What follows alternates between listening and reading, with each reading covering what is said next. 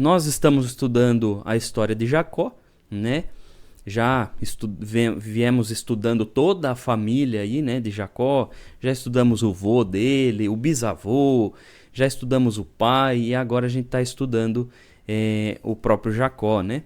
E aí, Jacó, nós estamos na época que Jacó, ele sai de uma região e vai para uma outra região, né? Então ele saiu lá da casa do tio, né? Foi para outra cidade, se deu bem lá naquela cidade e depois ele foi andando para outra cidade que ele chegou lá em Siquém, né?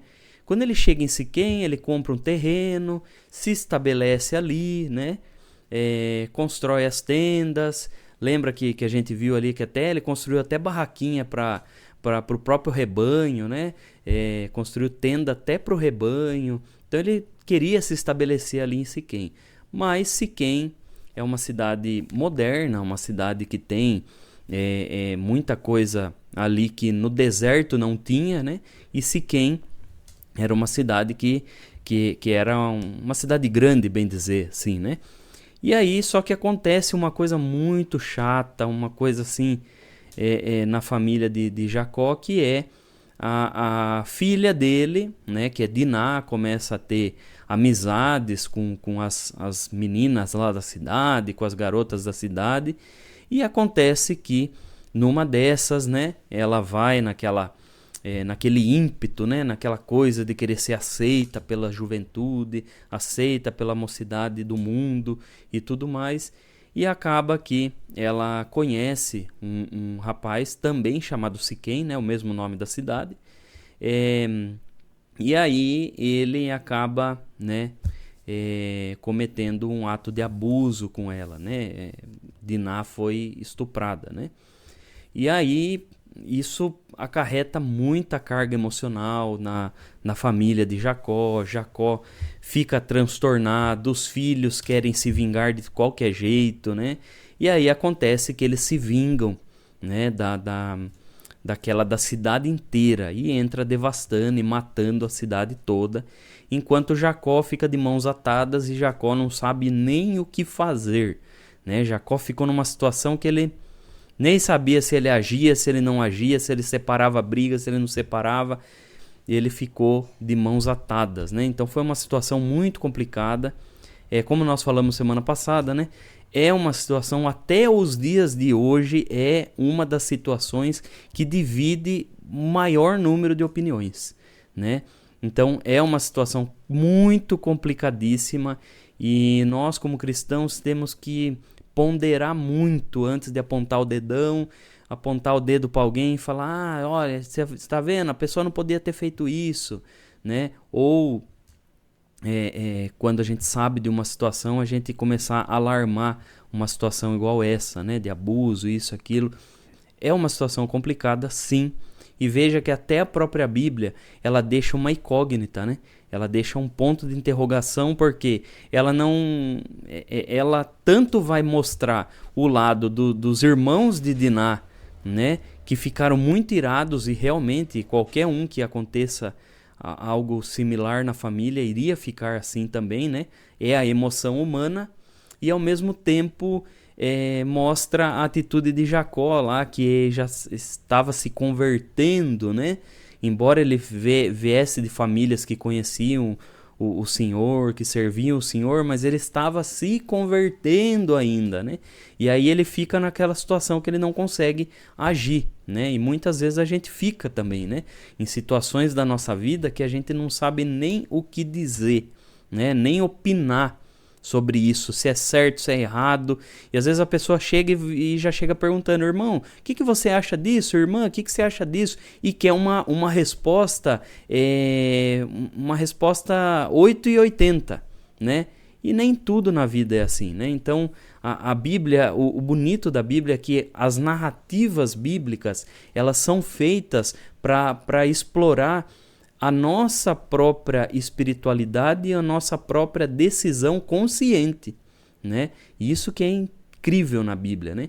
Porque a Bíblia ela não vai anular o nosso poder de ponderar as coisas, de poder escolher as coisas, de poder fazer algo em detrimento de outro, né? Então a Bíblia faz isso. E aí cita esse exemplo, né, de Diná.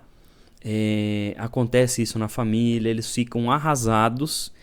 E aí, depois que acontece isso, né, daí a gente vê quanta coisa na família de Jacó não estava bem certinho, né? A família de Jacó, embora eram famílias de servo de Deus, não era 100% uma família de comercial de margarina, né? A família de Jacó não era. E assim também, irmãos, como hoje em dia, muitas famílias, né, são servos de Deus, sim. Ainda que haja problemas, ainda que haja contendas, algum desentendimento, alguma coisa, e a gente tem que parar de criar essa expectativa, de achar que é tudo lindo e muito maravilhoso. Irmãos, uma coisa é certa. Quando tudo é muito lindo e maravilhoso à vista de todo mundo, alguma coisa tem, irmãos. Infelizmente é assim, né? Mas o irmão Renan tá incentivando a... Não, irmãos. Nós estamos falando que nós somos seres humanos, nós somos passíveis de erro, mas o que acontece muitas vezes, e até muitas vezes no nosso meio, no meio religioso, né, no nosso meio evangélico, muitas vezes acontece das pessoas quererem passar uma imagem que não é, de fato. E aí, querendo passar essa imagem, né, perfeita, essa imagem de uma santidade fingida, né, acontece que aquilo tem pouca duração, né, irmãos? Tem muito pouca duração quando uma coisa é forçada, quando uma coisa é só para atuar na frente dos outros, é só para passar uma boa impressão para a igreja, é só para ficar bonito ao olhar de todo mundo ver e falar, olha que família exemplar, não tem problema, eles não têm nada, né? Não tem nenhuma contenda, não tem desavença. E isso, irmãos, às vezes até machuca quem está dentro da igreja, porque muitos estão ali dentro da igreja buscando uma santidade, buscando uma melhoria, e aí essa pessoa acaba cometendo um deslize, o casamento acaba tendo alguma discussão, alguma coisa, e aí ele acha que aquilo está errado, que aquilo está errado com ele, que ele não foi capaz de administrar uma paz na família, de administrar uma coisa perfeita, né? Sendo que nós temos que admitir que nós somos seres humanos, a família tem problemas, se não é problema com o filho, vai ser problema com a sogra, e se não é com a sogra, é com a nora, e se não é com nenhum desses, é com a tia, com o tio, com a avó, e sempre vai ter problemas, irmãos. E o mais bonito da Bíblia é isso, que a Bíblia ela vai mostrar o retrato da vida humana sem máscaras. Sem máscaras. Por quê? Porque a Bíblia ela é um espelho, né? Ela é um espelho. E aí, quando nós olhamos, nós vemos como que o Senhor age nessas situações. De como o Senhor, ele mais olha para o esforço nosso de fazer o que é certo do que das vezes que tropeçamos, né? O Senhor é tão bondoso que ele vai olhar a quantidade de vezes que nós estamos nos esforçando de fato do que as vezes que nós machucamos o joelho, tropeçando aqui, tropeçando ali, né? Tropeçando numa pedra e caindo ali, caindo aqui, né? O homem, sim. O homem, ele olha. O homem, ele olha quantas vezes você caiu, quantas vezes você... como diz assim, o homem, ele vai olhar a perna de um corredor, né? De um corredor de maratona, e ele vai contar quantos hematomas tem e quanto ralado tem na perna. Agora, Deus, ele olharia quantas vezes ele se superou, quantas vezes ele caiu e levantou logo em seguida, quantas vezes ele estava indisposto, mas ele forçou a disposição e foi adiante. Assim é na vida espiritual, irmãos. O Senhor, ele vai olhar para nós de uma forma misericordiosa. Então engana-se quem pensa que Deus é aquele patrão de empresa, né? O Senhor não é esse patrão de empresa. Nós estamos acompanhando, olha irmãos, acompanhamos 34 capítulos, nós vemos a quantidade de vezes que a misericórdia e a compaixão de Deus, ela foi atuante na vida dos servos de Deus, né? Quantas vezes, irmãos, e o mais bonito de tudo é que quanto mais a gente lê, mais capítulos a gente lê, mais a gente vê que a misericórdia de Deus se renova em cada capítulo, né? E não seria diferente na nossa vida, irmãos. Não seria diferente na nossa vida. Quantos Jacós no nosso meio não tem, né? Que mesmo após batizado, mesmo após sendo chamados por Deus, comete deslizes, engana aqui, faz isso e faz aquilo, cai num deslize aqui, cai num tropeço ali, mas se levanta e fala, não, amanhã eu vou acertar, e vou acertar, e foca naquilo que é do céu, né? E às vezes, irmãos, a gente acha assim, que a gente tá falando, mas o irmão tá falando de pecadores e tudo mais. Irmãos, nós tropeçamos todo santo dia. Nós tropeçamos todo santo dia, irmãos. Soberba é pecado, orgulho é pecado, arrogância é pecado, mentira é pecado, tudo isso, irmãos. A gente costuma achar só que os pecados sexuais são pecados crassos e tudo mais, mas irmãos, nós temos que ver que todas as coisas que não são boas, elas nos levam para o erro. Então, quando nós achamos que algo, né, mas eu dei uma mentidinha ali, mas não foi nada demais, né? Eu fui arrogante, né? Eu fui arrogante com fulano, com ciclano, mas também isso não me acusa, né? Então, irmãos, nós temos que entender as coisas do ponto de vista de Deus, né? E quando nós lemos a Sagrada Escritura, nós entendemos como que o Senhor age com cada um, como que o Senhor age na vida de cada um. E muitas vezes, irmãos, se na vida do irmão, o irmão precisa pouco da misericórdia de Deus, louvado seja Deus, né? Você já está num caminho de santidade quase perfeito, né? Agora, se você é dependente da misericórdia de Deus, também louvado seja Deus, irmãos. Cada um, o Senhor age de uma forma. O Senhor é um pai. O pai não é assim? Se ele tem um filho que ele tem certa necessidade, mais ainda do seu cuidado, ele vai cuidar um pouquinho mais, né? E aquele filho que não tem um pouquinho menos, ele vai dar um pouquinho mais de largueza e tudo mais, né? Então, nós temos que encarar o Senhor como pai, né? E o Senhor está sendo um pai para Jacó, né? E hoje nós vamos ver mais uma parte da vida de Jacó, o que acontece, porque o Senhor nos chama para missões, né?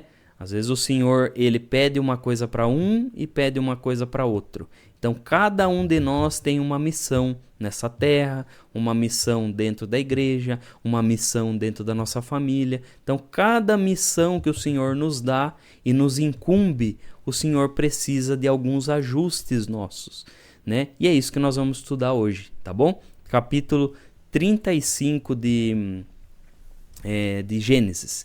Então, vamos começar a ler aí, né? Capítulo 35. Eu vou ler o versículo do 1 até o 7, tá, irmãos? Aí a gente vai comentar algumas coisas aí. Depois disse Deus a Jacó: levanta-te, sobe a Betel e habita ali, e faze ali um altar ao Deus que te apareceu, quando fugiste diante da face de Esaú, teu irmão. Então disse Jacó à sua família e a todos que com ele estavam: tirai os deuses estranhos que há no meio de vós, e purificai-vos, e mudai os vossos vestidos.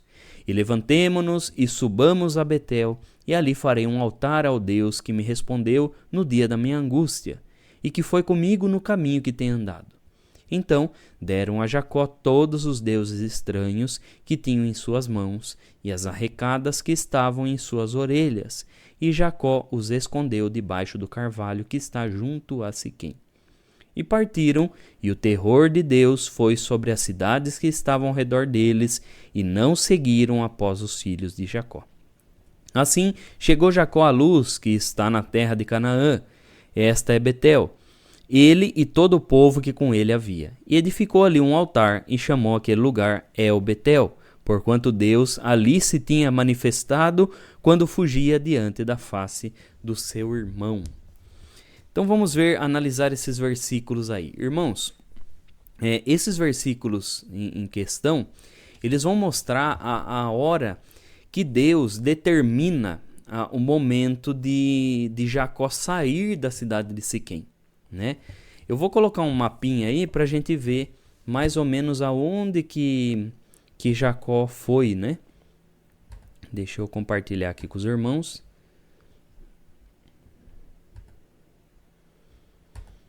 Deixa eu colocar aqui.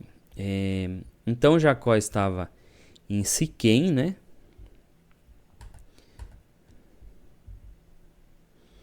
Deixa eu colocar a caneta aqui para poder circular aqui para os irmãos, né? Então veja aqui, irmãos. Jacó, ele estava aqui, ó. Eu estou circulando de azul aqui, tá? Jacó estava aqui em Siquém, tá? E aí Deus, que em Siquém que acontece toda aquela coisa, né?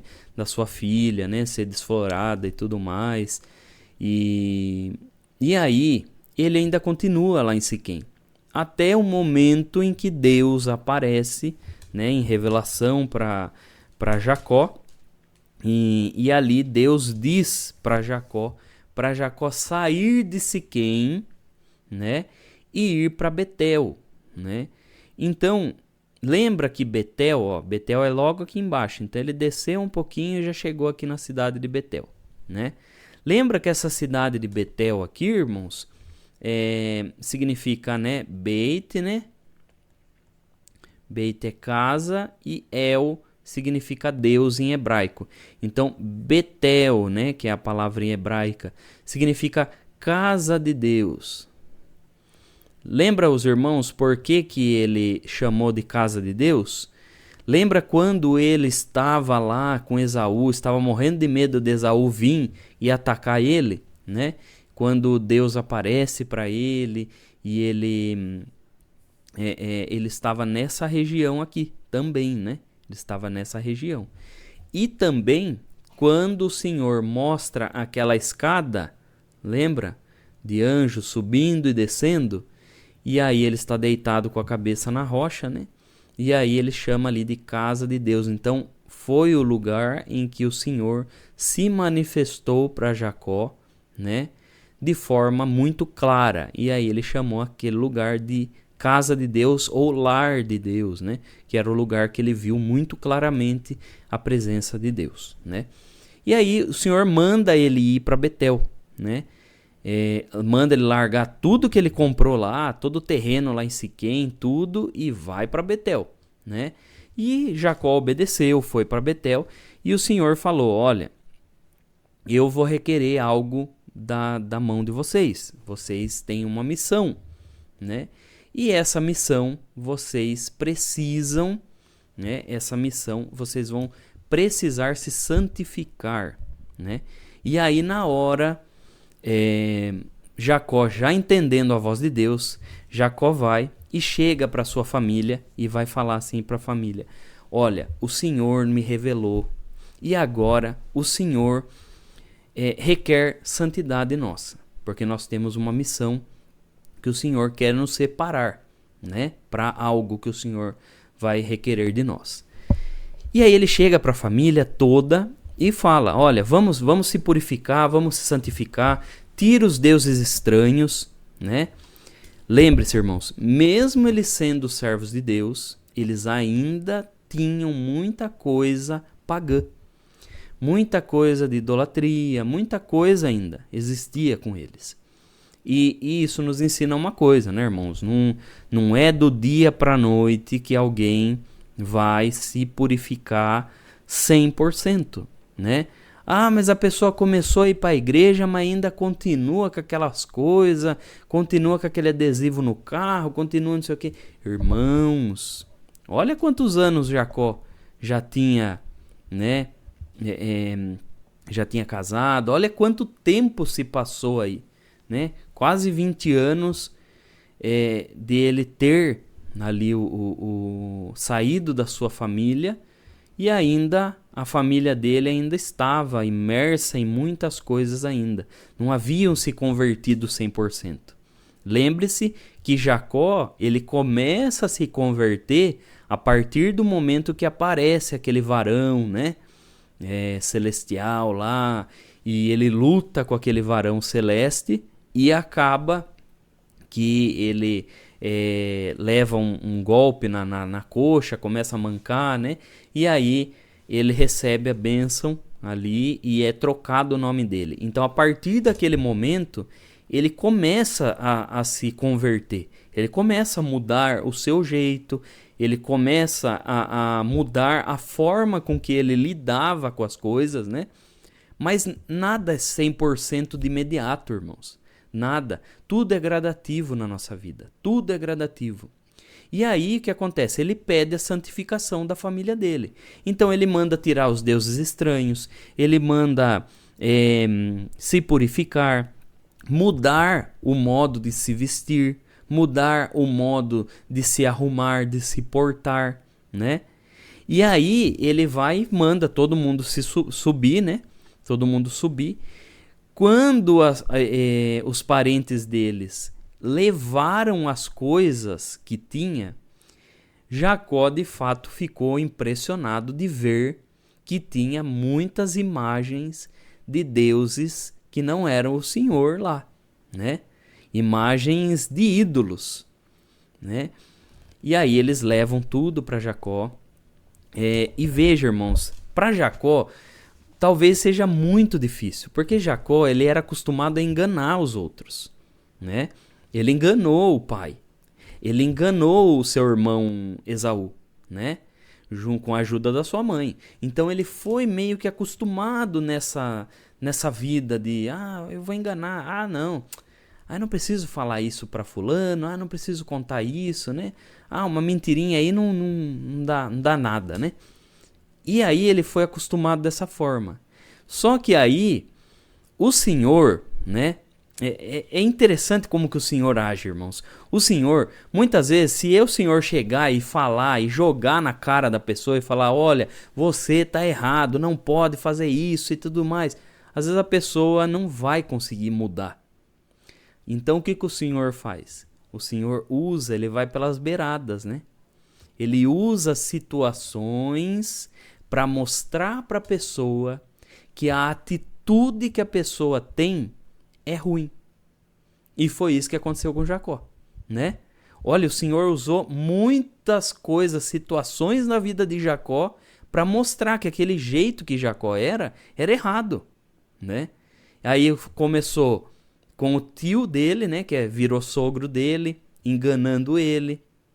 Depois começou com Raquel enganando ele também, né, que era a esposa que ele mais amava. Enganou, pegou um objeto do pai lá, lembra? Pegou lá os terafins do pai, que eram aquelas estátuas, né? Pegou, e aí ele confiando na mulher, não pegou, imagine, não pegou. E no fim ela tinha pego, né? Ela tinha pego, tinha escondido, né? E aí acontece, depois, a filha dele mente para ele, vai para Siquém, mente aonde está. Ele nem sabia do paradeiro da filha, né?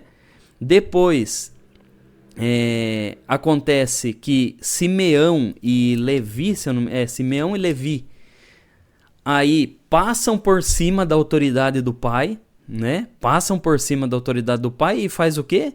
Vai lá, sem consentimento nenhum do pai, vai e mata todos os homens lá da cidade que tinham se circuncidado lá de Siquém, né? Semana passada a gente viu isso. E aí, irmãos, veja, Jacó estava provando do próprio veneno. Ou seja, ele estava vendo que a atitude de engano, de esconder as coisas, de enganar, era ruim. Era chato, né? Viver numa situação assim. E aí ele pede para que se purifiquem. E a hora que chega, todo mundo com aqueles deuses estranhos, com aqueles ídolos, aquelas coisas que não eram para estar no meio da família de servo de Deus. Mas daí eles chegam e depositam ali nos pés de Jacó. Jacó ficou abismado com aquilo, né? Mas veja, que eles ainda foram sinceros de colocar todas as coisas ali, né? Para que Jacó desse um fim. E também eles mudaram as suas vestimentas, né? Mudaram o seu modo de se vestir. E também as arrecadas, né? Que fala que estava nas suas orelhas. Arrecadas é brinco, né, irmão? É que é outra palavra, que hoje em dia a gente não chama arrecada, né? Ah, eu tenho uma arrecada na orelha. Hoje em dia a gente não fala mais essa palavra, né? Saiu do vocabulário usual, né? Mas é brinco. E aí eram aqueles brincão de argola enorme que as mulheres usavam no Oriente Médio, né? E aí as mulheres de Jacó usavam também, as servas usavam, todo mundo usava. Lembra que a gente viu, né, que até no nariz elas usavam, né? A gente viu uns encontros bíblicos passados, né? E aí o Senhor pede para ele se purificar e Jacó fala: arranca tudo, vamos mudar o nosso modo de se vestir, vamos mudar o nosso modo de ser. Arranca todas as vaidades aí, porque nós temos uma missão que o Senhor vai dar para nós, né? E aí todos concordam, todos se purificam, todos deixam as coisas, né? Deixam de se parecer com o mundo para se parecer de uma forma diferente, né? E aí, irmãos, Jacó foi e escondeu debaixo do carvalho, ou seja, ele enterrou, né? A palavra escondeu aí na nossa Bíblia é a mesma palavra para enterrou. Então ele fez um buraco e enterrou ali debaixo do carvalho que está ali em Siquém. Por que ele fez isso? Irmãos, lembra que o que aconteceu em Siquém? Né? Que aconteceu em Siquém foi algo muito marcante e algo ruim. Então o que Jacó quis simbolizar ali? Quis simbolizar que aquele passado deles ia ficar enterrado ali. Naquela cidade que só teve coisa ruim com eles, eles iam enterrar o passado e iam começar uma nova vida diante de Deus, agora se purificando, agora se santificando diante de Deus, né? E aí foi isso que eles fizeram, né? Até ele deu um nome, fez um altar, né? Construiu um altar ali e deu o nome de El Betel, né? Ainda fala, porquanto Deus ali se tinha manifestado quando fugia diante da face do seu irmão. Ou seja, aquele lugar ficou marcado, né? Ficou marcado. Siquém também ficou marcado com coisa ruim, mas também ia ficar marcado como a etapa do recomeço, né? Ia ser um recomeço na vida da família de Jacó, onde eles iam ter abandonado tudo que era estranho e se dedicar somente ao Senhor, né? Vamos prosseguir aí os versículos do 8 até o 15, tá, irmãos? A gente vai continuar lendo aí. 8 até o 15. A morte de Débora. E morreu Débora, a ama de Rebeca, e foi sepultada ao pé de Betel, debaixo do carvalho, cujo nome chamou Alom-Bacute. E apareceu Deus outra vez a Jacó, vindo de Padã-Arã, e abençoou-o. E disse-lhe Deus: o teu nome é Jacó. Não se chamará mais o teu nome Jacó, mas Israel será o teu nome. E chamou o seu nome Israel. Disse-lhe mais Deus: eu sou Deus Todo-Poderoso, frutifica e multiplica-te uma nação, e multidão de nações sairão de ti, e reis procederão dos teus lombos.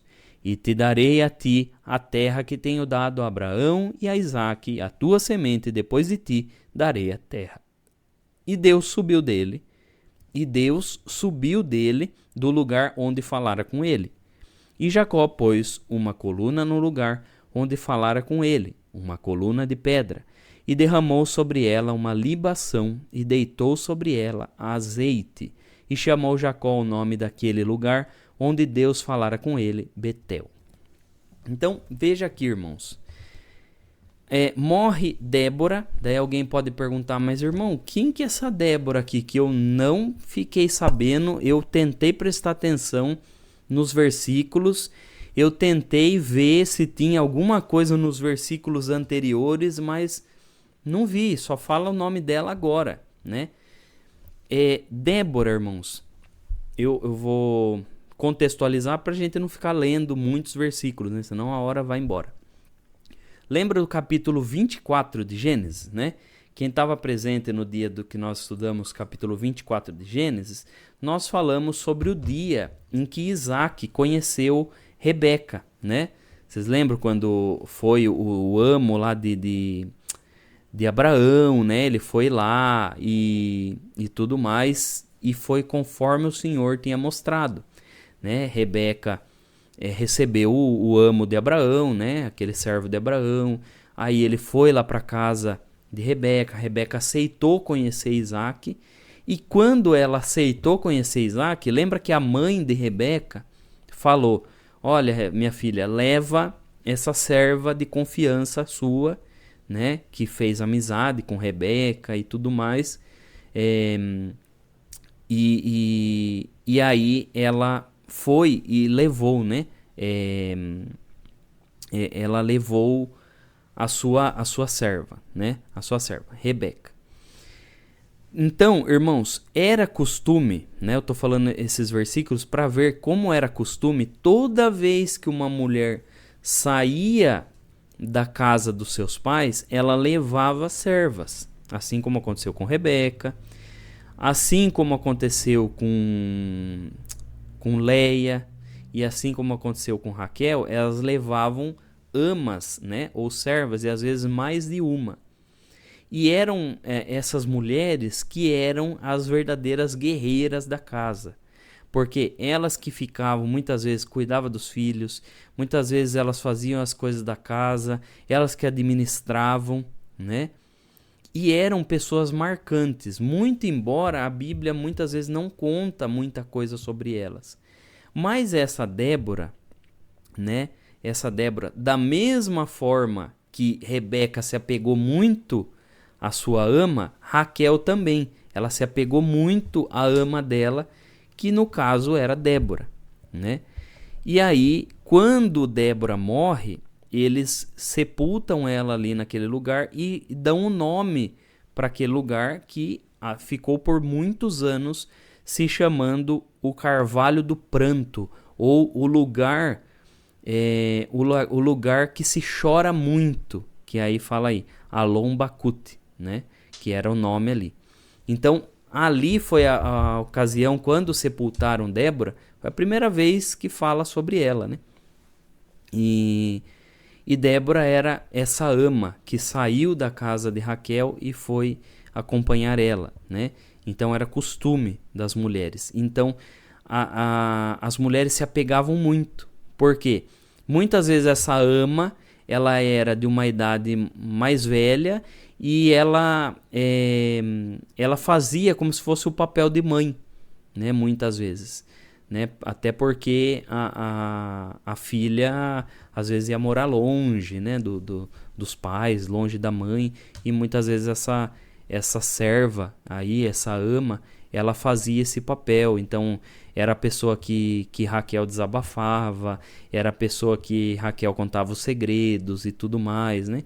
Então era uma pessoa de muita conexão, né, emocional ali. E aí quando ela morre, né, todo mundo fica muito arrasado, muito triste, né? Mas vão seguir adiante, né? E aí, irmãos, o Senhor aparece outra vez para Jacó, né? E dessa vez é interessante a forma que o Senhor aparece para Jacó. Por quê? Há uns encontros bíblicos passados, se eu não me engano, né? A irmã me perdoa se não foi a irmã, mas se eu não me engano, acho que foi a irmã Zélia que perguntou, né? Se foi naquele momento de luta, né, de Jacó com o varão, né, do céu lá, se foi aquele momento que o Senhor mudou o nome dele, né? E aí eu respondi que foi aquele momento, sim, né? Mas é interessante, Jacó, muito embora mudou naquele dia no Val de Jaboque, né? Que foi naquele dia que estava lá no riozinho, de Jaboque lá, que Deus trocou realmente o nome, ainda Jacó passou a chamar, ficava chamando Jacó, né, ele se identificava ainda como Jacó, sendo que o Senhor queria que ele trocasse a identidade dele. Queria que ele trocasse, mas ele ainda, né, o Senhor deu tempo ao tempo, né? O Senhor foi dando tempo, ainda veja quantos versículos, quantos capítulos ainda passaram, né? Só que chega uma hora, né, que o Senhor dá um chacoalhão em Jacó, né? Aí o Senhor ainda fala assim, aparece para ele e fala: o teu nome é Jacó, e não se chamará mais o teu nome Jacó, mas Israel será o teu nome. Ou seja, Deus dá um chacoalhão nele, né?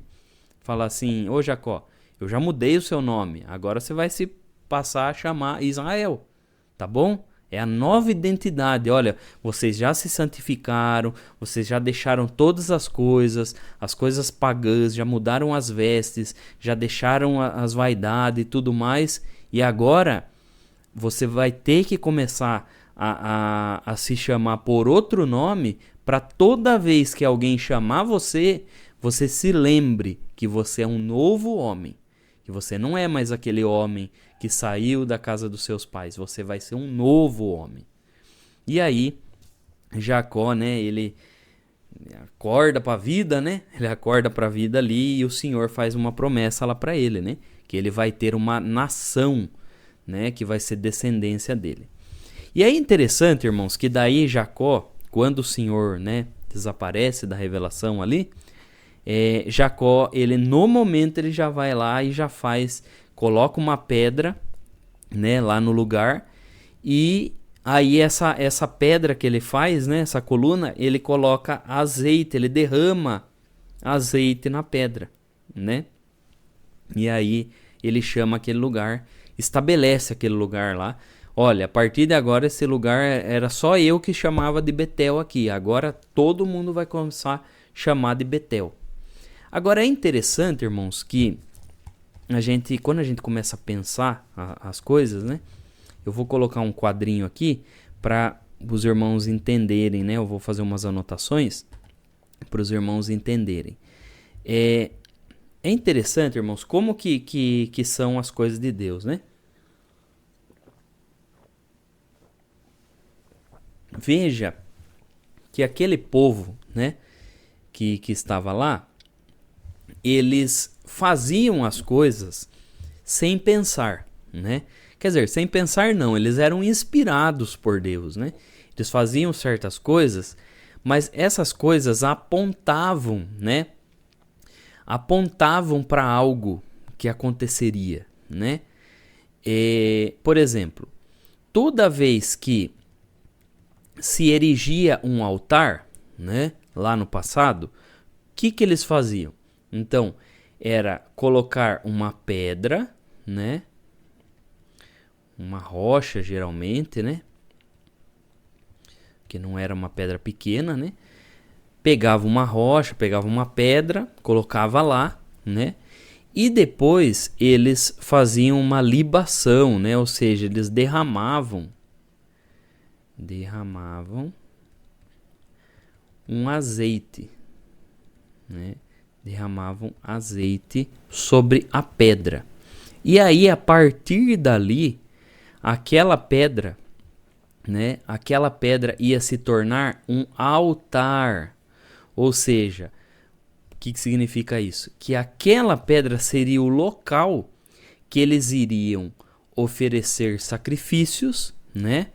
Eles iriam oferecer, fazer as suas ofertas, né, a Deus, os seus agradecimentos. Então vamos lá, agradecimentos e as suas ofertas, né, ou os seus cultos. Então eles iriam fazer ali naquela pedra. Então, geralmente se colocava lá uma pedra, né? Vamos imaginar aqui que isso aqui é uma pedra. E aí, naquele lugar, então, se fazia um sacrifício de um animal, né? Vamos supor que colocava lá uma vaquinha, né? E tudo mais. E aí, ou ficavam ali, se ajoelhavam para fazer cultos, para fazer agradecimentos ao Senhor. Era o local que eles usavam. Mas veja, irmãos, tudo isso apontava para quem? Então, todas essas coisas apontava para Cristo. Então, agora os irmãos, presta bem atenção para ver como que isso apontava para Cristo, né? Irmãos, Cristo, para nós, ele é a rocha, ele é a pedra, né? Ele é a pedra que os construtores rejeitaram.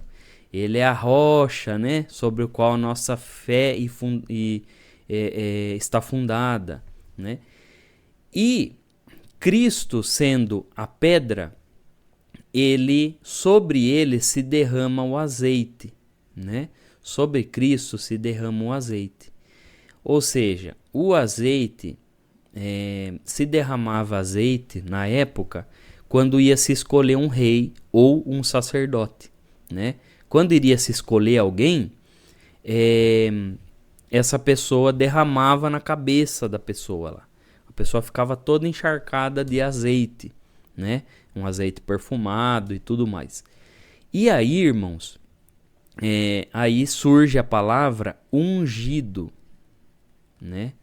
Ungido, ou seja, a pessoa ficava cheia de azeite, ficava untado de azeite, vamos dizer assim, né? Para os irmãos entenderem. Ficava, bem dizer, lotado de azeite. E todo mundo que chegava perto daquela pessoa sentia aquele cheiro gostoso daquele azeite perfumado, né? E aí todos sabiam que quem exalava aquele cheiro ou quem estava encharcado de azeite era o ungido, ou seja, ele foi untado para uma missão, né? Ou seja, ele era o ungido ou o escolhido, né? Ele era o escolhido para algo.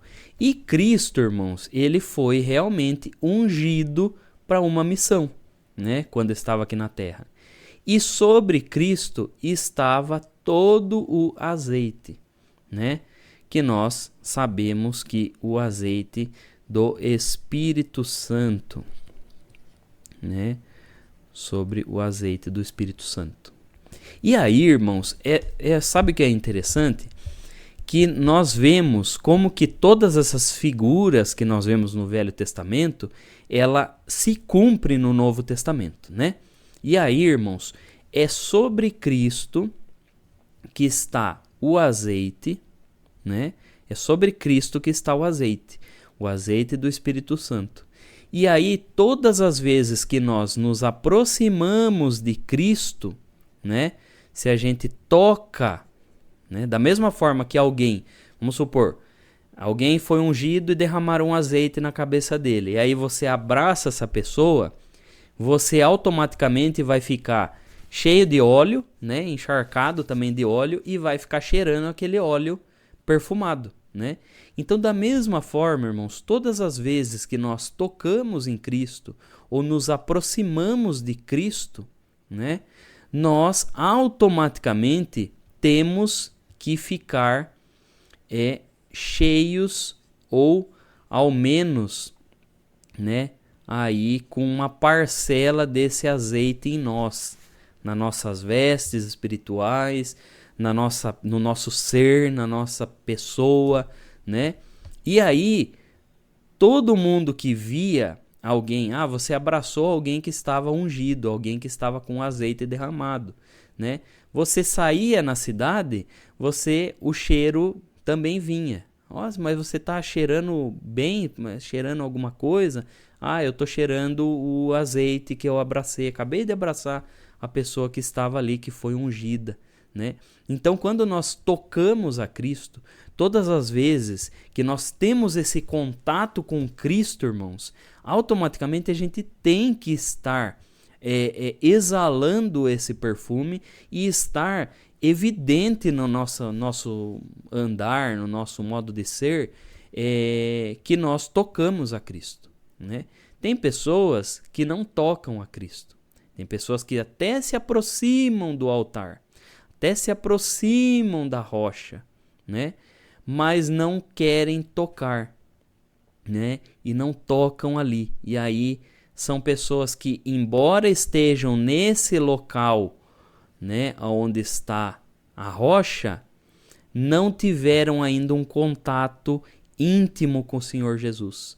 Não tocaram ainda na rocha verdadeira. E por isso, muitas vezes, não exalam o bom cheiro, né, do azeite, do Espírito. E muitas vezes ainda não é aparente na pessoa que ela tocou. Ainda você não vê o brilho do óleo ali, né? Mas essas pessoas, elas devem ser encorajadas a ir sim e a tocar nesse altar, né? E agora, outra coisa interessante, irmãos, deixa eu apagar aqui, daí eu vou continuar explicando. Outra coisa interessante é que, veja, tá lá o altar, né? Deixa eu fazer o desenho aqui de novo, tá lá o altar. Toda vez que iria se oferecer ali um sacrifício, né? Se oferecia um sacrifício sobre a rocha, né? Todos que estavam ali, eles participavam desse sacrifício, né? E eles tinham que ir até a rocha para poder cultuar, né? Para poder agradecer, para poder fazer algum louvor ao Senhor. Era ali. Da mesma forma, nós hoje, irmãos, né? Nós temos a Cristo. Cristo é o nosso altar, né? Cristo, ele é a rocha, né? Cristo, ele é o altar que nos leva a Deus, né? Não é como muitas denominações falam, aquele palco lá chama de altar. Não é, né, irmãos? Cristo é o nosso altar. E é por meio de Cristo que a nossa adoração chega a Deus. Então, irmãos, não adianta. Se não tivermos a Cristo na nossa vida, se a gente não se aproximar de Cristo, nossa adoração não vai chegar até o céu, né? A nosso agradecimento não vai chegar até o céu. Ah, mas eu tenho tantos anos de batizado. Irmão, se você não focar em Cristo, infelizmente, a sua adoração não está chegando até o céu. Porque precisa-se chegar até a rocha. Precisa da rocha ir para o céu. Entende? Porque da mesma forma que quando eles faziam no Velho Testamento, todo mundo se reunia em volta do quê? Em volta do altar. Lembrando, irmãos, que o altar é Cristo Jesus. Ele é a pedra. É diferente que muitos acham assim. Não, o altar é a igreja, é lá na igreja. Então, se eu estiver lá tocando em cima do palco, se eu estiver pregando em cima do palco, se eu tiver... O Senhor está recebendo. Não. Não é aquele montoado de cimento lá que é o altar. O altar é Cristo a rocha. Então, nós necessariamente precisamos ter esse contato com Cristo. E se não tivermos esse contato com Cristo, irmãos, com o azeite de Cristo, a nossa adoração não chega. Se a gente não tiver cheirando azeite, cheirando esse óleo perfumado, cheirando Cristo, a nossa adoração não chega a Deus. É muito fácil a gente achar que o nosso louvor chega até Deus, mesmo a gente cheirando mal. Mesmo a gente tendo coisas que ofendem ao Senhor, né? Do que adianta, irmãos? Irmos até Deus, querer louvar até Deus e desprezar o nosso semelhante. Ou fazer de tudo, enxotar todo mundo da igreja, né? Porque tem gente que acha isso. Acha que ele é santo, muito santo, e ele chuta todo mundo da igreja, né? Se ele vê alguém caindo, ele vai lá e termina de dar um empurrão, né? E fala, Deus está limpando essa obra. Deus está limpando, Deus está tirando quem não presta. Irmãos, será que Jesus faria isso? Será que o cheiro do azeite está em você nessas palavras? Será que esse cheiro está exalando entre as pessoas? Ou será que você está cheirando o quê? Não é? Então, irmãos, se nós nos aproximamos de Cristo e tentamos nos parecer com Cristo todos os dias, né? Hoje a gente passa um pouco do azeite de Cristo numa parte do corpo. Hoje, outro dia, passa numa outra parte, espiritualmente falando, né, irmãos? Aí nós vamos nos santificando a cada dia mais, né? E o altar, ele é para isso, né? O altar que é Cristo, tudo que nós fazemos por Cristo, para Cristo, em nome do Senhor Jesus, tudo que envolve Jesus, nós temos que colocar Ele como prioridade na nossa vida, né? Não adianta nada nós darmos trocentas cestas básicas, né? Quando nós não queremos nos parecer com Cristo, né? Ou seja, é o que Jesus fala, né? O que adianta o homem ganhar o mundo e perder a sua alma, né? O que adianta? Não adianta nada. Então, nosso intuito como cristão é se parecer com Cristo, é tocar na rocha verdadeira, estar sempre com o azeite em nós, né? E assim a nossa adoração chega até o Pai, né? Então é muito importante a gente aprender isso aí, tá bom, irmãos?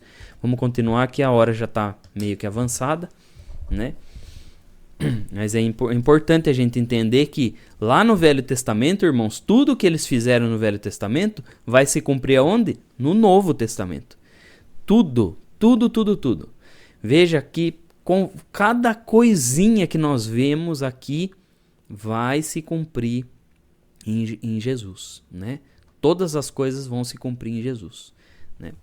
Vamos lá ler do 16 até o 29, tá, irmãos? Daí a gente já conclui aí esse capítulo, né? O nascimento de Benjamim e a morte de Raquel. E partiram de Betel, e havia ainda um pequeno espaço de terra para chegar a Efrata. E teve um filho Raquel, e teve trabalho em seu parto. E aconteceu que, tendo ela trabalho em seu parto, lhe disse a parteira: Não temas, porque também este filho terás. E aconteceu que, saindo-se-lhe a alma, porque morreu, chamou o seu nome Benoni, mas seu pai o chamou Benjamim. Assim morreu Raquel e foi sepultada no caminho de Efrata, esta é Belém. E Jacó pôs uma coluna sobre a sua sepultura, esta é a coluna da sepultura de Raquel até o dia de hoje. Então partiu Israel e estendeu a sua tenda além de Migdal-Éder. E aconteceu que, habitando Israel naquela terra, foi Ruben e deitou-se com Bilha, concubina de seu pai. E Israel soube-o. E eram 12 os filhos de Jacó. Os filhos de Leia, Ruben, o primogênito de Jacó, depois Simeão e Levi, e Judá, e Issacar e Zebulon. Os filhos de Raquel, José e Benjamim. E os filhos de Bilha, serva de Raquel, Dan e Naphtali. E os filhos de Zilpa, serva de Leia, Gade e Aser. Esses são os filhos de Jacó que lhe nasceram em Padã-Arã. E Jacó veio a seu pai Isaque, a Manre, e a Quiriate-Arba, que é Hebron, onde peregrinaram Abraão e Isaque. E foram os dias de Isaque 180 anos. E Isaque expirou e morreu, e foi recolhido aos seus povos, velho e farto de dias. E Esaú e Jacó, seus filhos, o sepultaram. Então, concluímos aqui, né, irmãos, o capítulo 35, mas vamos dar uma comentada, né, sobre essas questões. Veja, irmãos, que o que acontece? Então, aconteceu que Raquel teve um filho, né? Ela não lembra que ela não podia ter filho, né? Toda aquela coisa, e no fim ela teve José e depois ela teve Benjamim. Só que quando ela ficou grávida de Benjamim, né? Ela já estava passando uma situação mais complicada ali, e na hora do parto se complicou ainda mais. E aí, quando ela teve muitas dores, né, passou muito mal na hora do parto, a parteira ainda tentou encorajar e falou: não, olha, força que você vai ter esse filho, ele vai sair. E aí saiu realmente o filho, que ela chamou de Benoni, né? Que Benoni significa filho da minha dor, né? E aí ela morreu, né? Morreu no parto, não suportou e morreu no parto. Lembrando, irmãos, que nós estamos falando de uma época que não tinha medicina, não tinha cesárea, não tinha uma série de coisas, né, irmãos? Eles estavam ali num lugar sem muito recurso. Então, muitas vezes, a mulher morria por causa de uma hemorragia, né? Ou subia a pressão, né? Então, era uma série de coisas que não tinham como eles examinarem como nós examinamos hoje, né? Mas era feito assim bem precário, né? A forma que era feita o parto, né? E aí ela acabou falecendo. Mas quando Jacó ele recebe o filho nos braços, ele não chama de Benoni, né? Ele chama de Benjamim, que é filho da minha destra, né? Ou filho que está à minha direita, né? Que é aquele que vai me suceder, que vai tomar a frente em muitas coisas, né? E aí que acontece, irmãos? Quando Raquel morre, um dos filhos de Jacó, né? Um dos filhos de Jacó provavelmente já estava de olho, né? Mas Raquel, ao que tudo indica, né? Raquel era bem esperta e ficava talvez podando as situações, mas um dos filhos de Jacó acabou que teve relação com uma das mulheres de Jacó, né? No caso, é Bilha, né? Aqui fala bem assim, no 22. E aconteceu que, habitando Israel naquela terra, foi Ruben e deitou-se com Bilha, concubina de seu pai. Né? Então, Ruben, ele provavelmente já estava de olho, porque foi só Raquel morrer que ele vai lá e tem relação lá com Bilha, né? Que Bilha era serva de Raquel, né? Era uma das servas de Raquel. E aí, irmãos, imagine, Jacó já tinha tanta coisa na cabeça, tinha acabado de perder a mulher que ele mais, né, foi ali, tinha afeição, né, mais carinho e tudo mais. E aí vai o filho dele e faz isso com ele, né? Imagine naquela época escandalizando, né, escandalizando a situação, escandalizando a sua família. Imagine, né? E aí Jacó, mais uma vez, Jacó fica sem reação. Jacó não sabe ainda lidar com essa situação. Jacó ele tem um problema, irmãos, e a gente vê aqui, né? É um problema que ele trava nas horas nas horas de pressão, sabe? Quando pressiona e a pessoa trava. Sabe aquela pessoa, irmãos, que quando, por exemplo, alguém se acidentou, né? Ou alguém está passando mal, e aí você precisa chamar a ambulância, você precisa chamar socorro, precisa deitar a pessoa ali, e aí chega uma pessoa e ela fica parada, sem saber o que fazer, né? Então Jacó ele tinha esse problema com ele, né? Ele não sabia, na hora da pressão Jacó cedia, né? Jacó ficava sem saber o que fazer. E também Jacó ele perdeu a rédea com os filhos, né, irmãos? E essa é a verdade. Jacó ele teve esse problema que ele deixava as coisas muito, ele dava muita corda, né? E aí, irmãos, quando a gente dá muita corda, na hora de puxar, né? Na hora de ter que puxar a situação, puxar a rédea, não dá, né? Então, existem situações na nossa vida, existem filhos e existem N coisas que acontecem que a gente tem que levar na rédea curta, né, irmãos? Infelizmente, existe isso. E a gente tem que entender. E aí, irmãos, é interessante que acontece isso. E só uma curiosidade, né? Os judeus, irmãos, quando eles estão lendo essa passagem aqui de Gênesis, né? Quando eles leem essa passagem lá na sinagoga, essa parte aqui que fala sobre Ruben, né? Que tem relação com Bilha, eles pulam, né? Ou muitas vezes eles não traduzem para o português, eles só leem na língua que está ali, né? Então, eles fazem isso. Por quê? Porque é algo assim escandaloso, né? De pensar que, imagine, na na família de Jacó, que é a família de Israel, que deu origem às 12 tribos, tinha essas situações, né? Então eles tentam amenizar, né? Mas é uma besteira, né? Tentar amenizar, irmãos. Porque quando nós vemos as coisas erradas, é bom que a gente veja para a gente poder sanar as coisas erradas. E isso traz um ensinamento para nós, irmãos. Por exemplo, até no meio da igreja, né? E tem muitas pessoas que fazem parte da nossa igreja, que é parte do povo de Deus, que nós fazemos parte, né? Tenta amenizar as coisas ou tenta mascarar, tampar o sol com a peneira e fica com medo de falar certas coisas. E aí, por exemplo, surge uma situação, aí ele tenta, né? Ele tenta não falar. Não posso falar sobre isso. Olha, aconteceu isso, isso e isso na sua cidade, né? É coisa que não é de servo de Deus. Imagine, um irmão do ministério fez isso, uma irmã fez isso e aquilo. Aí chega um que se assemelha aos judeus. Aí fala assim, não vamos nem comentar, né? Vamos deixar quieto, não vamos comentar que isso aí, isso daí, daqui a pouco todo mundo esquece. Irmãos, não é assim. A própria Bíblia cita os erros, acertos, cita quando o servo de Deus faz errado, quando ele faz certo, quando ele tenta consertar. E aí, irmãos, isso nos ensina que muitas vezes acontece algumas coisas dentro da nossa igreja, dentro da instituição que nós fazemos parte, e aí, às vezes nós tentamos tapar o sol com a peneira.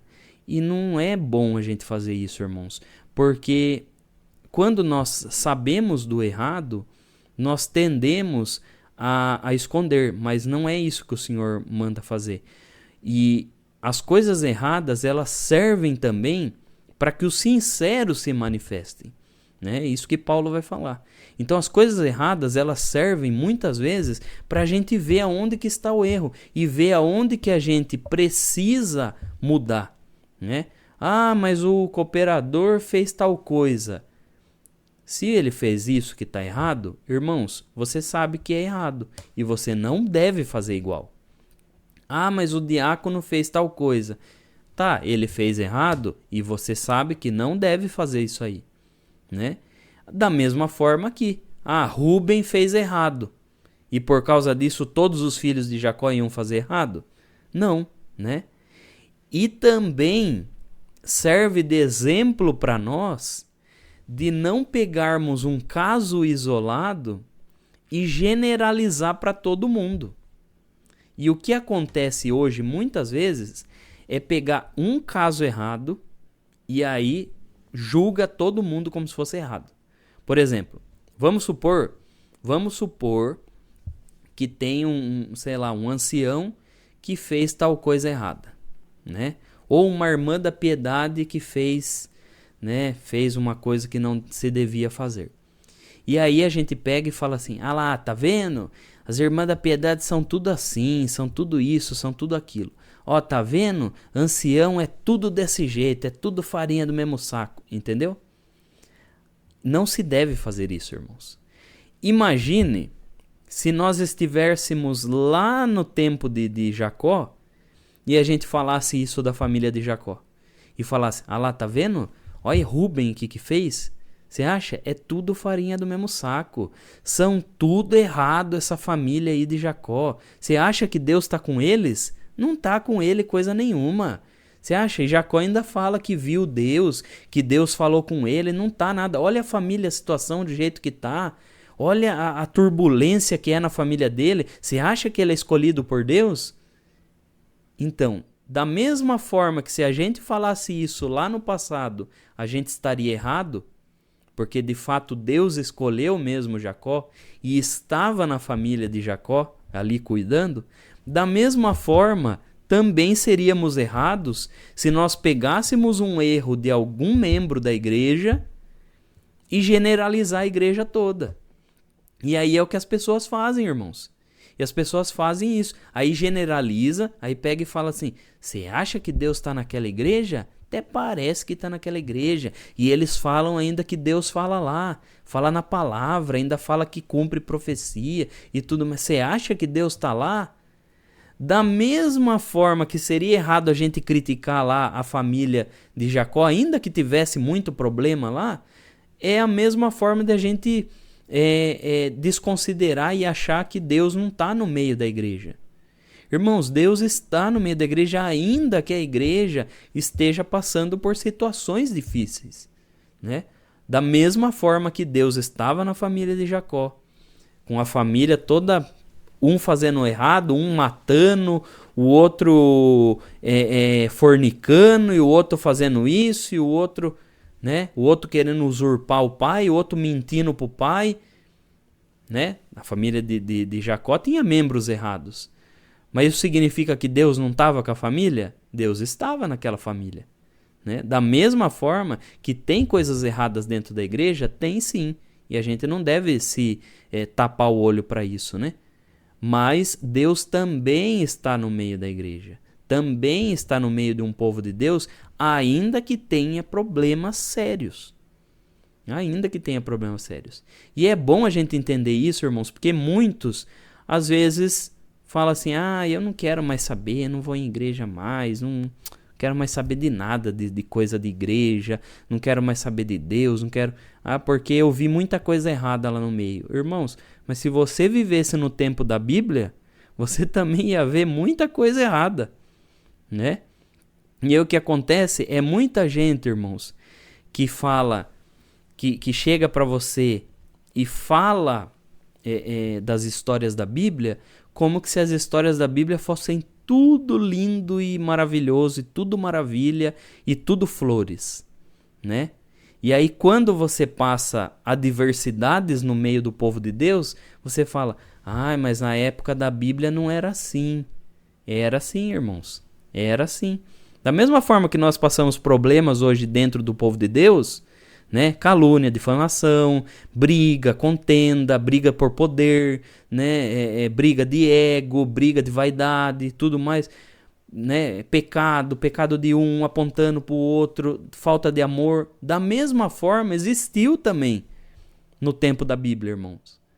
E por causa disso, os profetas antigos e os patriarcas desistiram do povo de Deus? Não. Da mesma forma, irmãos. O irmão que está congregado aqui vai desistir do povo de Deus? Vai desistir da igreja? Não. Porque se você vivesse lá na época da Bíblia, você ia desistir do povo de Deus da Bíblia também, né? Então, cabe a gente aprender. É o que eu falo, irmãos. Quanto mais a gente conhece a Bíblia, mais a gente não se assusta com coisas que acontecem no nosso meio, né? A gente não deve se assustar. Essas coisas estão tudo dentro da Bíblia. Tudo. E se você quer conhecer a Bíblia, você acaba entendendo muitas coisas que acontecem hoje. Você fala, olha, já aconteceu no passado e é verdade. Não quer saber? Eu vou ficar fiel. Eu vou fazer a diferença. Deixa eu ficar com o cheiro do azeite. Se fulano e ciclano não quer cheirar o azeite da rocha, eu quero cheirar o azeite da rocha. Eu quero exalar o bom cheiro. E faça você a diferença, irmãos, né? E aí um fazendo a diferença, outro fazendo a diferença, começa que vários fazem a diferença, né? Então, continua, irmãos, continua. E aí, então, acontece que Jacó e Esaú, né? E veja que daí Jacó já começa a se chamar de Israel, né? E a gente vai ter que começar a acostumar agora a falar Israel e não Jacó, né? E Israel e Esaú vão e sepultam o seu pai, né? O seu pai morre com 180 anos. Isaac morre com 180 anos. Eles vão lá, sepulta, né? Isaac morre com essa idade. E aí então, irmãos, finalizamos o capítulo 35, tá? Agora nós vamos para aplicação pessoal, mas antes, alguma dúvida ficou? Algum irmão tem alguma pergunta sobre o assunto que nós estudamos hoje? Pode levantar a mãozinha aí, tá? É interessante no versículo 18 aqui, irmãos, quando Raquel morre, né? Fala assim, aconteceu que saindo-se-lhe a alma, porque morreu, né? E aí nós temos esse ensinamento que eles já acreditavam, né? Que quando a pessoa morria, né? a pessoa deixava o corpo, ou seja, a alma saía do corpo, né? E aí o corpo morria. Então, na verdade, o que morre, na realidade, é o corpo, né? A alma, ela não morre, né? A alma, ela é imortal. E até tivemos os tópicos, né? Não sei se foi desse ano, do ano passado, falando sobre isso, sobre a imortalidade da alma, né? A alma, ela é imortal, né? A irmã Maria das Dores, tem alguma pergunta, irmã? Seja louvado, irmãos. Eu tenho Amém. uma dúvida. Eu queria que o irmão me explicasse assim. Quando Deus recolhe uma alma, é, quando não obedeceu a Deus, é, ela fica dormindo ou o que acontece? Eu queria saber. Tá bom, irmã. Então, vou compartilhar aqui a lozinha para eu poder explicar aqui para os irmãos, tá bom? Vamos lá, bem de forma rápida, né? Mas mais didático aí, vamos tentar explicar para os irmãos. Então, nós, irmãos, somos compostos de corpo mais alma, né? E espírito, certo? Ainda que essas duas coisas, elas são muitas vezes intercambiáveis, ou seja, vamos supor, aqui nós temos, vou tentar desenhar um hominho aqui, irmãos. Aqui nós temos o corpo, certo? O corpo. E aqui nós vamos ter dentro do corpo, nós vamos ter a alma, certo? Que é o que dá, o que se relaciona no mundo físico, que é a nossa alma, né? Então aqui temos o corpo. Eu já respondo a pergunta da irmã, tá? Eu só tô contextualizando aí pra irmã. Aqui temos a alma, né? E a alma, ela é preenchida pelo espírito, né?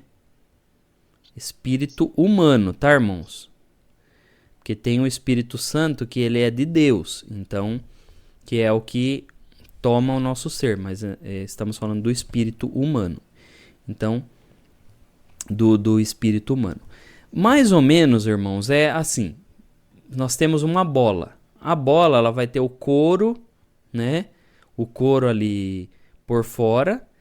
Ela vai ter a câmera, né? Que é a parte ali que fica uma outra bola, né? E ela tem o ar, né? Então ela tem o couro. Aí ela vai ter a câmera e o ar, certo? Mais ou menos é o que acontece com a gente, né? Corpo, alma e espírito, né? Quando nós morremos, quando uma pessoa morre, o que vai sair? O corpo morre, o corpo ele vai se decompor, né? Ele vai se decompor, ele vai virar pó, certo? A alma, né? E o espírito, os dois vão para Deus, voltam para Deus. Ah, irmão, mas eu ouvi falar que a alma fica dormindo. E, irmãos, na realidade não existe nenhum texto bíblico que fala que a alma ou o espírito fica dormindo. Não tem nenhum texto bíblico. Os únicos textos da Bíblia que falam é que o corpo fica dormindo. O corpo dorme. Aí a gente entra lá em Daniel 12. O corpo dorme aonde? No pó da terra. O corpo dorme, né? O corpo, por quê? O corpo fica ali realmente inerte, né? Ele vai ficar ali inerte e depois vira pó, né? Ele repousa no pó da terra. Mas a alma, junto com o espírito, elas voltam para Deus. E aí nós temos um monte de textos da Bíblia que vão falar, por exemplo, o ladrão na cruz. Quando ele estava na cruz com o Senhor, lá, o que o Senhor falou para ele? Falou assim: hoje mesmo estarás comigo no paraíso, né? Ou seja, não falou para ele: olha, você vai ficar dormindo um tantão de tempo, aí depois lá na ressurreição, aí você vai para o paraíso, tá bom? Não, o Senhor falou: hoje mesmo estarás comigo no paraíso, né? Outro texto também, lá em Apocalipse, fala das almas, né, que estavam debaixo do altar de Cristo, né, clamando ao Senhor.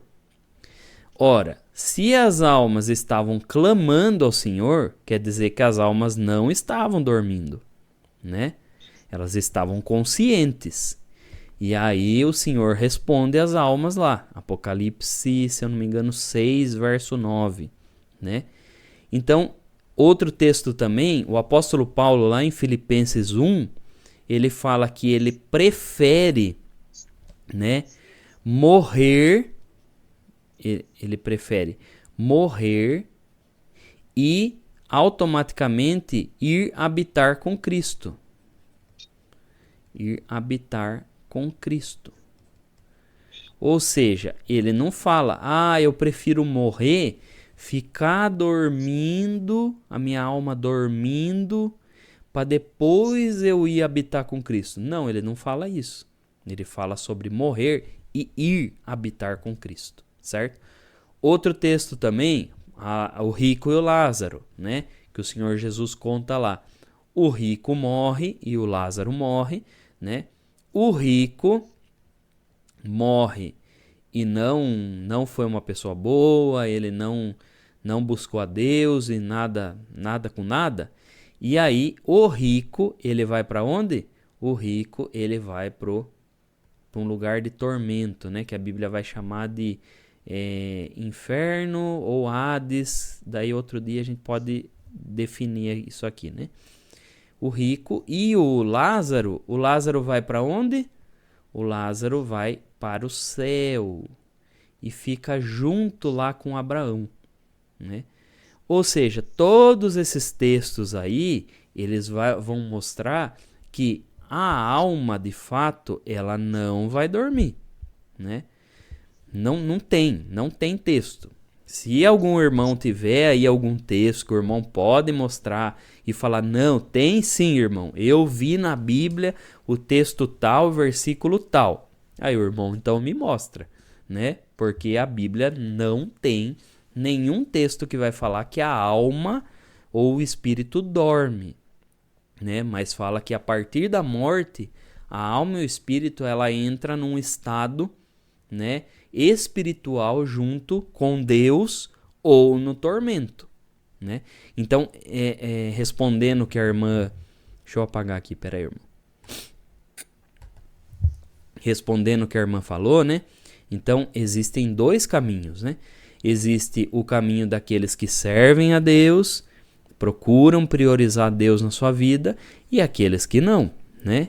Então, após a morte, existem dois caminhos. Irmão, mas quem não batizou, né? Quem não batizou vai para o inferno ou não? A irmã, aí eu não consigo responder para a irmã. Por quê? Pega o ladrão na cruz. Tava lá o ladrão na cruz, né? Tinha 3 cruzes, né? Cristo falou para um aceitou, né? Um aceitou e ele foi para o paraíso. E o outro não aceitou e provavelmente foi para o inferno, certo? Mas note, esse que aceitou, ele não foi batizar. Jesus não falou para ele, né? A hora que ele falou: ai, Senhor, lembra-te de mim, né? Quando entrares no teu reino. O Senhor não falou para ele: ai, desculpa, eu não posso lembrar de você. Se você quiser ser lembrado, você desce lá embaixo, procura meus discípulos, vai lá, batiza, congrega um pouco, toma Santa Ceia e daí você vai para o céu. Não, o Senhor Jesus não falou isso, não. O Senhor Jesus olhou para ele, viu o coração dele, viu a sinceridade dele, viu a motivação dele, mesmo na última hora, e falou: estarás comigo, hoje mesmo estarás comigo no paraíso. Então veja, ó irmãos. Então por isso que não dá para ser taxativo, né? Ah, mas ele não batizou, se não batizar não vai para o céu. Não, isso daí, inclusive os novos tópicos, graças a Deus, né, vem elucidando esse pensamento e vem ensinando a Irmandade que não é para forçar batismo, não é para falar que... E nem enfermo, né? A pessoa tá lá no hospital, você querer de todo jeito que a pessoa seja batizada, porque se ela não for batizada, ela não vai pro céu. Isso é uma inverdade, né? Porque o Senhor não é dependente das águas para poder, né? As águas, elas são sim importantes, o batismo ele é sim importante, mas existem exceções, né? Do reino de Deus também existem exceções, e nós devemos entender. Então, irmã, mas aquele que pratica iniquidade, aquele que faz maldade, né, aquele que só faz coisa errada, esse sim, se ele morrer, de fato, ele não vai para um lugar bom, né, irmãos? Até não seria justo da parte de Deus, né? Mais alguém tem alguma pergunta? Não sei se respondeu a irmã. Respondeu, irmã? Que a irmã estava questionando? Deus abençoe. Não era só porque eu perdi 2 filhos, eles não eram batizados. Aí eu fiquei em dúvida. Não, fique em paz então, irmã. O Senhor conhece o coração de todo mundo. Eu falo que lá no céu a gente vai ter muita surpresa, né? Muita gente que achava que ia pro céu não vai, né? E muita gente que a gente achava que não ia, foi e alcançou a misericórdia de Deus, né? Deus abençoe, minha irmã. Louvado seja Deus. Ô, Renan, nós temos ainda 3 mãozinhas levantadas, tá? Ah, tá bom. Tá. A nossa irmã Andresa, pode abrir o microfone, minha irmã? Abriu. Então, irmão, o meu não é dúvida, é só uma coisa que surgiu na cabeça sobre aquele hino, os que no Senhor dormiram. E aí, agora, como fica? O hino? Então, irmã, o hino, ele vai falar: os que no Senhor dormiram, descansando já estão. O que dorme? É o corpo, né? Aí, quando nós falamos, toda vez que a Bíblia vai falar, a Bíblia fala do sono do corpo. O corpo vai ser ressuscitado, né? A Bíblia, lá em Daniel 12, vai falar daqueles que serão, os corpos que dormem no pó serão levantados. Então, quando nós morremos, a Bíblia ela usa um eufemismo. O que é um eufemismo? Eufemismo é uma forma simbólica de nós falarmos, né? Que a Bíblia vai usar, por exemplo, o sono, né? Ela vai falar de morte, ela vai usar o sono, né? Toda vez que os apóstolos iam falar, fulano morreu, eles falavam, não, fulano dormiu. Ou seja, é o corpo que dorme. Por quê? Porque a alma, irmã, ela é encontrada bem atuante lá no céu. É que, infelizmente, irmã, o sono da alma, ela é uma doutrina. Desde a Reforma Protestante, existem aqueles que acreditam, né? Só que a Bíblia, ela vai mostrar muito claramente que não é um sono da própria alma. Inclusive, os tópicos de agora, eles foram bem enfáticos em explicar, né? E eu peço que a Irmandade que está aqui presente hoje, na semana que vem, na sexta-feira, a gente vai ter outro encontro bíblico. Aí eu vou trazer todos esses tópicos, tá, irmãos? Para os irmãos tirarem. Não é uma coisa que o irmão está inventando. Não, tem tópicos mostrando no que a gente crê. É que, infelizmente, irmãos, tá para sair uma confissão de fé, né? Tá para sair uma coisa explicando tintim por tintim do que a gente acredita, é que infelizmente a congregação ainda não teve isso, né?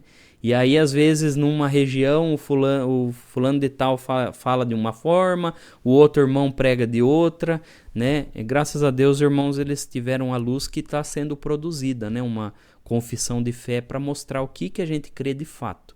Mas respondendo a pergunta da irmã, né? Quando o hino vai falar, a irmã pode ler lá os três versos, né? Vai falar lá sobre, claramente fala sobre o corpo, né? Vou até abrir aqui para a gente acompanhar junto. Eu acho que é 427, se eu não me engano, o hino, né? 427. Então fala assim: os que no Senhor dormiram, descansando já estão. Mas o que está descansando? Aos heróis se reuniram e aguardam a ressurreição. O que vai ser ressuscitado? É a alma ou é o corpo? Ressuscitar é levantar, né? Levantar. É o corpo que vai ser ressuscitado, né? O corpo que vai ressuscitar. Para a irmã ter certeza disso, abra aí em Daniel, o livro de Daniel, capítulo 12. É bom que a gente já responde a pergunta da irmã, e aí pode ser pergunta de outras pessoas também, né? Capítulo 12, versículo 2, fala bem assim, ó: e muitos dos que dormem no pó da terra ressuscitarão, uns para a vida eterna e outros para a vergonha e desprezo eterno. Ou seja, o que dorme no pó? É a alma? A alma não é feita de pó, né? A alma é feita de uma substância espiritual, que é feita de pó, é o corpo. Então, claramente aqui está falando do corpo. Então, vamos para o texto, para o hino de novo, né? Então, o hino fala assim: somos povo peregrino, temos que nos separar, no céu eternal destino, nós iremos com Deus habitar. Os que com Jesus já foram, terminaram de lutar. Aí, ó, veja aqui, os que com Jesus já foram. Aí tá falando do quê? Sendo que o corpo tá ali, né? Tá falando da alma que foi habitar com Jesus, né? Com os santos já repousam, esperando a trombeta soar. Aqui, repouso não é dormir, né? Repouso não é dormir. Tanto é que outros hinos vão falar sobre o repouso eterno que nós vamos ter no céu, né, com alegria, um repouso, um descanso eterno, né, se referindo à vida no céu. Então, claramente, o hino aqui ele não vai falar sobre a dormição da alma, mas sim do corpo. É o corpo que dorme no pó, né, esperando a ressurreição, esperando se levantar, aonde o corpo vai se unir com a alma, né, e aí vamos ter um corpo glorificado e poder entrar na Jerusalém celestial, né? Então é essa a nossa fé. Mais alguma irmã? Acho que a irmã Celinha. Enfim, só queria corroborar, irmão, que como o Renan bem explicou, apesar de estar bem explicado, irmão, que a alma ela foi feita eterna, né? Tanto para gozo no céu quanto para tormento, né? Se caso assim alguma alma, né, for também desprezada no sentido de pecar diante de Deus, né? Está escrito que como Deus deu a graça do céu de Deus bem explicar, que nós descansaremos com o Senhor, né? Descansaremos dessa tribulação que passamos, né? Não teremos mais essa tribulação, não teremos mais pranto nem choro. Então é um descanso eterno de tudo isso que passamos aqui, irmãos, e um gozo eterno por não passar nenhum tipo de tribulação mais, né? Então a alma ela foi feita eterna, independente, determinante da onde que nós vamos estar, com Deus, né? Ou aquele que o adversário enganar as próprias almas deles e Então, está escrito que haverá rangeres, né, dentes e muito pranto, né, para aqueles que estiverem condenados na condenação, porém, para aquele que será salvo, um gozo eterno, né, irmão? Então, quer dizer, a alma, ela é eterna, independente qual que é o destino dela, né, que nós não vamos destinar nenhuma alma para um lugar nem para outro, que isso é do papel de Deus, né, isso não é meu papel, não é o papel do irmão, da irmã, como diz os tópicos, né, porque diz os tópicos, que diz a Bíblia, diz o tópico que a Bíblia diz isso, né, o tópico ele não é invenção de cabeça de alguém, ou porque Deus deu uma nova doutrina, né, deu uma nova Bíblia, né, está se fazendo uma nova Bíblia, não, está se interpretando a Bíblia, né, de luz em luz, de valor em valor, e sai os tópicos da onde? Das Sagradas Escrituras. Então, a alma é eterna, e quem morre ao corpo, porém, vai ser ressuscitado como Deus deu a graça do servo de Deus falar. Tanto o fogo dará aos seus mortos, as águas, e a própria terra, e assim por diante, né, amados? Tem aqui a Marcelinha, tá, irmão? Marcelinha, por favor. Irmãos, a paz de Deus. Amém. Amém. Irmãos, todo mundo fala, os irmãos falam assim, a alma vai dormir no seio de Abraão. Vamos significa a alma dormir no seio de Abraão? Tá, Deus abençoe. Antes de eu responder, é interessante pegar carona no comentário do irmão Adriano, como que a alma ela é feita eterna, né? A alma, irmãos, a Bíblia deixa bem claro, a gente já estudou aqui em 2 de Gênesis, né? Quando o primeiro homem ele foi formado, né? Quando o primeiro homem ele foi formado, foi do sopro de Deus, né? Que o homem foi feito alma vivente, né? Ou seja, foi a partir do momento que aquela matéria, que era o corpo, recebeu o sopro de Deus, aí ele foi feito alma vivente. Ou seja, a alma ela tem uma origem espiritual e eterna, que vem do próprio Deus, né? Então, como bem o irmão ele explicou, né? A alma realmente ela foi feita eterna dessa forma mesmo, né? Porque ela vem do próprio Deus. O corpo não, o corpo ele foi feito do pó desta terra. Por isso que ele volta para essa terra, e por isso que para a gente entrar na Jerusalém celestial, né, para Nova Jerusalém, que vai ser a cidade santa, nós vamos ter que ser, esse corpo feito da terra vai ter que ser transformado, né, e glorificado, porque ele foi feito com essa matéria corruptível dessa terra. Já a alma não, né? Então bem essa, só para pegar carona aí no comentário do irmão. Então, irmã Celinha, esse texto aí que a irmã falou do seio de Abraão, está lá em Lucas capítulo 16, né? Eu não vou ler todos os versículos, mas lá em Lucas 16, Jesus ele vai contar uma história, né, sobre o rico e o Lázaro. E aí ele vai contar toda a história, que o rico, né, não desprezava as pessoas e tudo mais, e o Lázaro era um mendigo ali, que ele não tinha nada, né, ele só comia as migalhas ali.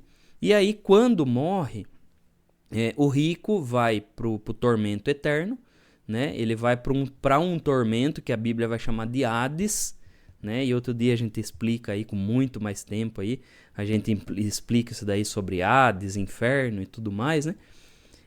E aí o Lázaro ele vai para o seio de Abraão. Por quê? Mas por que seio de Abraão? Irmãos, a gente tem que entender que nós estamos falando de uma cultura oriental, de uma cultura lá do Oriente Médio. Como que era? Quando uma pessoa, você recebia uma visita, e uma visita de muita honra, né? Você chamava ele para se sentar do seu lado, né? Do anfitrião ali da casa, você chamava para se sentar do seu lado, e aí você abraçava a pessoa, e a pessoa ficava ali junto ao seu peito, junto ao seu seio, né? O peito por isso que fala amigo do peito e tudo mais. Aí lá no Oriente Médio era dessa forma, né?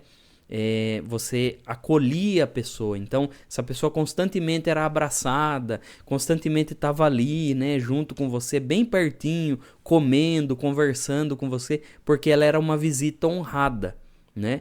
E aí, quando a Bíblia vai falar sobre isso, vai falar que nós, aqueles que forem para o céu, vão para o seio de Abraão nesse sentido, que eles vão ser recebidos por Abraão, que foi o pai da fé, né? Vão ser recebidos por Abraão, né? É um sentido simbólico, né? Um sentido simbólico que Jesus fala aí, que é essa honra das pessoas que vão para o céu, que elas realmente vão estar ali num lugar de honra, né? Num lugar de honraria ali e num lugar aonde os servos de Deus estão, né? A nossa alma vai para esse local aí. Então depois a irmã lê lá Lucas capítulo 16, versículo 19 até o 31, tá? Daí a irmã lê lá o texto que é sobre isso, tá bom, irmã? Deus abençoe. Mas tem mais um irmão, né? Que tem o último servo de Deus aqui, ó. Nosso irmão Márcio. Por favor, irmão Márcio. Paz de Deus a todos. Amém. Deus abençoe. Amém. Irmãos, nós estávamos falando hoje mesmo sobre isso, sobre o rico e Lázaro, sobre a alma. Está até aberto aqui, nós estávamos falando, e agora entramos aí, voltamos do culto que a palavra foi 24 São Mateus, falando da vinda do Senhor. Então todas as coisas a gente vê que elas colaboram, né, pelo bem daqueles que amam a Deus. Então a gente estava com umas coisas na cabeça que vinha dos antigos, e nós estávamos analisando e vendo, né, sobre os que dormem no Senhor. A gente entrava na graça e já vinha uns falando: você vai dormir o sono do justo, e naquele dia o Senhor vai ressuscitar, vai julgar as suas obras, e se não batizar não vai ser salvo. Então a gente sempre apregoava aqui, falava: mas e o ladrão da cruz, né? Ele não batizou, mas está salvo, né? Ou outros aí que apenas é ungido. Então o batismo não é para salvação, ele é, né, simplesmente um mandamento, como Santa Ceia, eu creio assim, um sacramento. Então nós estávamos falando sobre isso aí, o irmão explicando tudo certinho aí. A gente fica contente que Deus ilumine muito mais o irmão Renan, essa obra. Pena que a gente chega do culto e chega correndo, mas já ligamos e já vimos que já entrou na comunhão. E eu tenho um texto aqui para passar para o irmão, né, que é acerca da ressurreição e a vinda de Cristo, né, que Paulo fala à igreja, fala a Tessalônica, né? Não quero, porém, Tessalonicense 4, né? 1 Tessalonicense capítulo 4, acerca da ressurreição e vinda de Cristo. Não quero, porém, irmãos, que sejais ignorantes acerca dos que já dormem, para que não vos entristeçais como os demais, que não têm esperança. Porque se cremos que Jesus morreu e ressuscitou, assim também aos que em Jesus dormem, Deus o tornará a trazer com ele. Dizemos-vos, pois, isto pela palavra do Senhor, que nós, os que ficarmos vivos para a vinda do Senhor, não precederemos os que dormem. Porque o mesmo Senhor descerá do céu com alarido, com voz de arcanjo e com trombeta de Deus. E os que morreram em Cristo ressuscitarão primeiro. Depois nós, os que ficarmos vivos, seremos arrebatados juntamente com ele nas nuvens, a encontrar o Senhor nos ares. E assim estaremos sempre com o Senhor. Portanto, consolai-vos uns aos outros com essas palavras.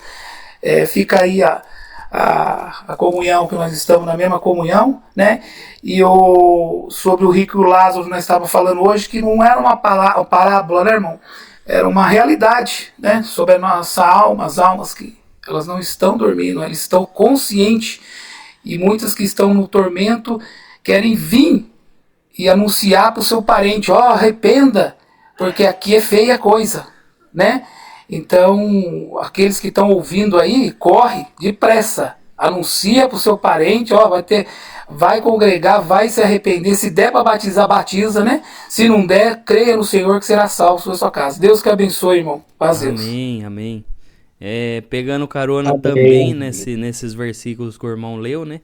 É interessante que quando Paulo vai falar lá em Tessalonicenses 4, né? Ele fala assim, lá no versículo 14, né? Ele fala assim: porque se cremos que Jesus morreu e ressuscitou, assim também aos que em Jesus dormem, Deus os tornará a trazer com ele. Ou seja, quando Jesus voltar, as almas que estão, as almas dos que vão ressuscitar, né? Que vai se unir ao corpo, Jesus vai trazer com ele, né? Quando ele voltar, ele traz as almas, a alma se une ao corpo e aí o corpo se ressuscita e se transforma, né, num corpo glorificado, e aqueles que estão vivos não vão precisar de ressurreição, mas só vão precisar de transformação, né? Vão ser transformados para uma realidade espiritual, uma realidade glorificada, para que nós possamos entrar no céu, né? Então, é por isso, a carne dessa terra não entra no céu, né? Mas para entrarmos lá, vamos ter que ter um corpo glorificado tal qual era o do Senhor, né? O do Senhor Jesus também. E se nós entendermos que a Bíblia fala que a morte e ressurreição de Cristo, ela é a mesma coisa da morte e ressurreição do cristão, aí a gente começa a entender sobre isso. Porque da mesma forma que Jesus também morreu, né? E Jesus não ficou dormindo no túmulo, né? O corpo ficou, né? Mas a alma de Jesus não ficou dormindo no túmulo, né? A Bíblia deixa bem claro lá sobre as coisas que ele fez, né? Nesses dias que ele estava morto. Ele fala que o ladrão ia encontrar ele hoje mesmo no paraíso. Depois Pedro vai falar sobre ele pregar aos espíritos em prisão, né? E descer ao inferno e tudo mais. Então Jesus não ficou, a alma dele não ficou lá dormindinho, né? Não, era o corpo que ficou dormindo, porque ao terceiro dia aí ele ressurgiu, né? Então a gente achar que Jesus ficou inerte lá sem nenhuma operação, aí a gente vai ter que contrariar uma série de textos, e é por isso que tem denominações, irmãos. Por exemplo, eu vou citar aqui, né, a título de exemplo, Testemunha de Jeová não acredita que a alma ela sobrevive à morte do corpo, né? E aí, quando chega no texto lá do ladrão da cruz, o que eles fazem? Eles mudam a Bíblia, né? Eles falam assim, não foi isso que Jesus falou. Jesus não falou hoje mesmo estará no paraíso. Jesus falou assim, deveras eu te digo hoje, estarás comigo no paraíso. Eles colocam 2 pontos, né? Só que daí, irmãos, quem que fala eu te digo hoje estarás? Não, Jesus falou, eu te digo 2 pontos. Hoje mesmo estarás comigo no paraíso. Aí quando você pega o grego e tudo mais, então veja, na ânsia de defender uma doutrina errada, eles acabam até modificando o texto da Bíblia para poder se adequar à doutrina deles. Então é o que eu falo, irmãos, se a gente quer acreditar na Bíblia, a gente tem que acreditar o que a Bíblia fala, independente de tradição, independente do que for, né? A gente tem que ver o que a Bíblia fala. Nossa, irmãos, olha, aplicação pessoal, irmãos, eu vou deixar para semana que vem, tá bom? Os irmãos me perdoam porque já é 10 e quase 10 e 10, irmãos. Nós